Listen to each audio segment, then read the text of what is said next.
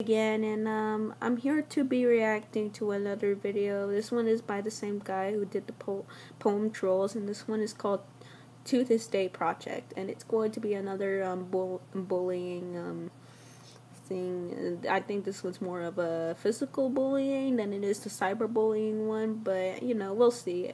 I watched this video only once again, and that was a long time ago. So I'm wondering. I'm trying to remember what happened. So if you guys want me to react to any other videos that are more cheerful, hopefully, leave a comment down in the description saying which one I should react to if they're appropriate. And yeah, that's pretty much all I have to say. And since it's a long one, then let's just get to it. When I was a kid, I used to think that pork chops and karate chops were the same thing. I thought they were both pork chops. And because my grandmother thought it was cute, and because they were my favorite, she let me keep doing it. Not really a big deal. One day, before I realized fat kids are not designed to climb trees, I fell out of a tree and bruised the right side of my body. I didn't want to tell my grandmother about it because I was scared I'd get in trouble for playing somewhere I shouldn't have been. A few days later, the gym teacher noticed the bruise and I got sent to the principal's office. From there, I was sent to another small room with a really nice lady who asked me all kinds of questions about my life at home. I saw no reason to lie. As far as I was concerned, life was pretty good. I told her whenever I'm sad, my grandmother gives me karate chops. This led to a full-scale investigation, and I was removed from the house for 3 days until they finally decided to ask how I got the bruises. News of this silly little story quickly spread through the school, and I earned my first nickname, Pork Chop. To this day, I hate pork chops. I'm not the only kid who grew up this way, surrounded by people who used to say that rhyme about sticks and stones. As if broken bones hurt more than the names we got called, and we got called them all. So we grew up believing no one would ever fall in love with us, that we'd be lonely forever, that we'd never meet someone to make us feel like the sun was something they built for us in their tool shed. So broken heartstrings bled the blues as we tried to empty ourselves so we would feel nothing. Don't tell me that hurts less than a broken bone, that an ingrown life is something the surgeons can cut away, that there's no way for it to metastasize. It does. She was 8 years old, our first day of grade 3, when she got called ugly. We both got moved to the back of class so we would stop getting bombarded by spitballs. But the school halls were a battleground where we found ourselves outnumbered day after wretched day. We used to stay inside for recess because outside was worse. Outside, we'd have to rehearse running away or learn to stay still like statues, giving no clues that we were there in grade 5. They tipped a sign to the front of her desk that read, "Beware of dog."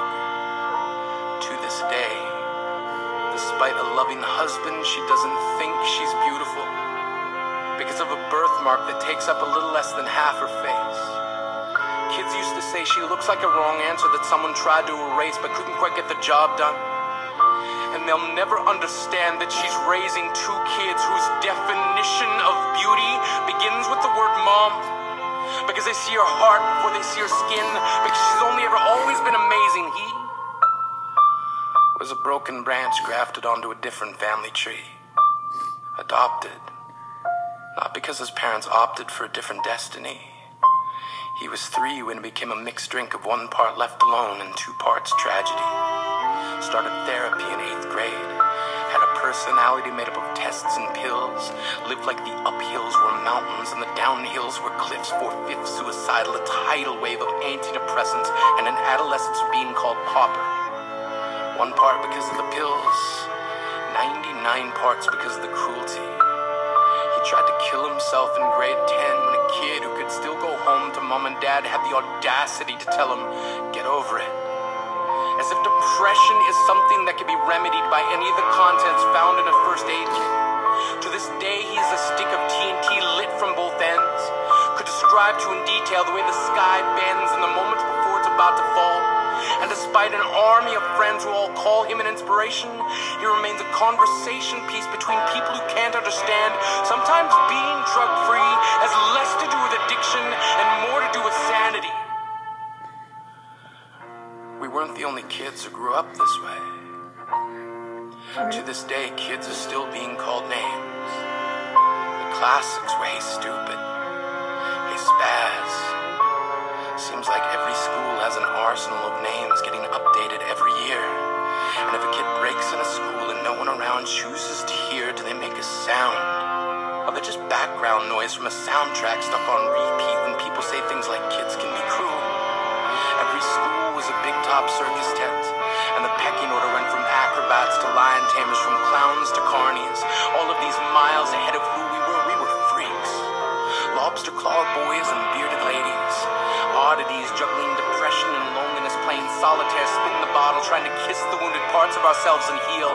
But at night, while the others slept, we kept walking the tightrope. It was practice, and yes, some of us fell. But I want to tell them that all of this is just debris, left over when we finally decide to smash all the things we thought we used to be. And if you can't see anything beautiful about yourself, get a better mirror. Look a little closer. Stare a little longer. Because there's something inside you that made you keep trying despite everyone who told you to quit. You built a cast around your broken heart and signed it yourself. You signed it. They were raw. Because maybe you didn't belong to a group or a clique. Maybe they decided to pick you last for basketball or everything. Maybe you used to bring bruises and broken teeth to show and tell but never told. Because how can you hold your ground if everyone around you wants to bury you beneath it? You have to believe that they were raw. They have to be wrong. Why else would we still be here? We grew up learning to cheer on the underdog because we see ourselves in them. We stem from a root planted in the belief that we are not what we were called. We are not abandoned cars stalled out and sitting empty on some highway. And if in some way we are, don't worry. We only got out to walk and get gas. We are graduating members from the class of "We made it." Not the faded echoes of voices crying out names will never hurt me. Of course, they did. But our lives will only ever always continue to be a balancing act that has less to do with pain and more to do with beauty.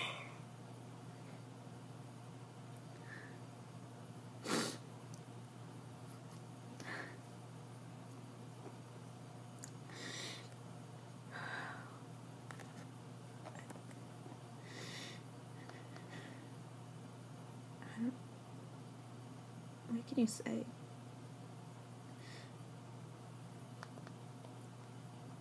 What can you say after that?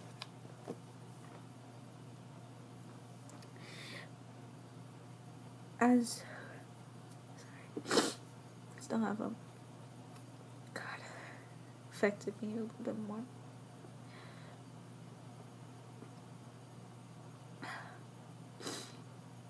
You know, as someone who was happy during those years, I guess in middle school.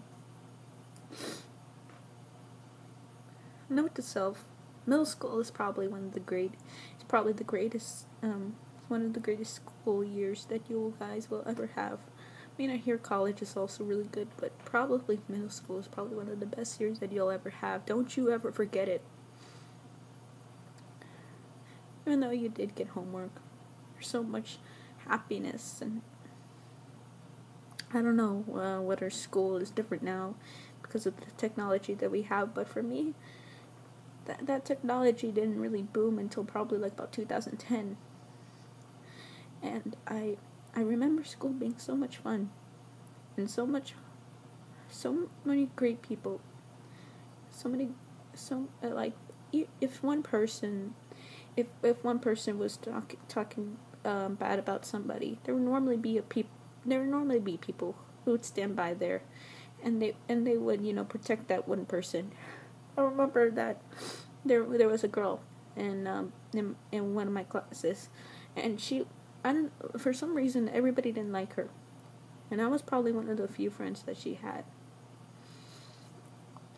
And we had a good friendship. And when I entered middle school, I thought it was going to be a little bit better because, yay, I'm hanging out with older people. I'm just gonna say it right now, middle school is probably the worst years that you're gonna ever have. Because that's when, the bad words start to come in. It's when people start to not rally against other people. That's when the word troll existed. That's when technology became much more independent and everything. And that's probably when I finally saw more negativity than I could have ever imagined.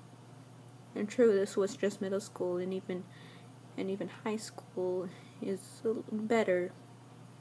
But just what I just get through this is just sometimes people can be really cruel.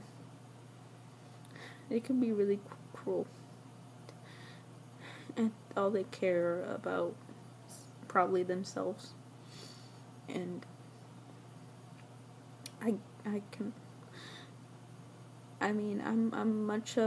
was much of a loner back then, and I did not have many friends. But I can tell you right now, I had more friends in elementary school than in middle school, and that's saying a lot. Saying a lot for someone who is a loner. It's just so hard for some people to get through the day when people just keep on doing those things, doing really hurtful things to them. Why people keep on doing it, no idea, even to this day.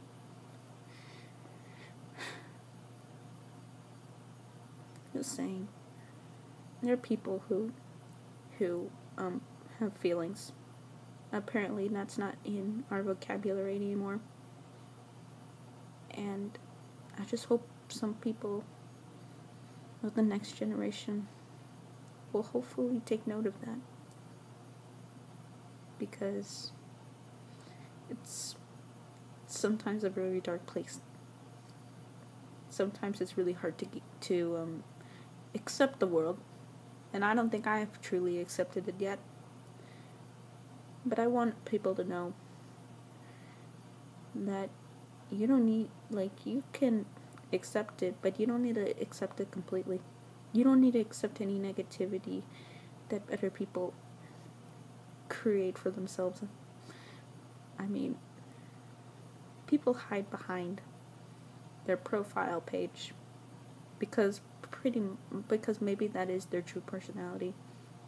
Their profile page on their Snapchat.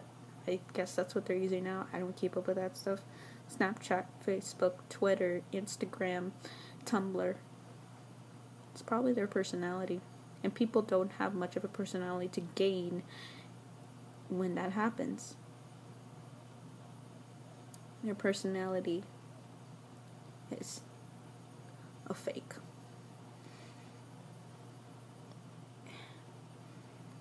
And I just pray that those other people have an imagination, have a personality. Because I think that is something that has been lost for a while in our society. So that's pretty much all I had to say about this, guys. I'm really getting emotional. It was my third video I'm reacting to in probably how long? 20 minutes. So I'm just really, yeah, I'm probably gonna go watch a happier video. If you want to send me more happier videos to react to, it'll be something. So hope you guys have a good day. JC and Mission Critic out, and go change the world. Take a walk down the street, because you never know what lies ahead.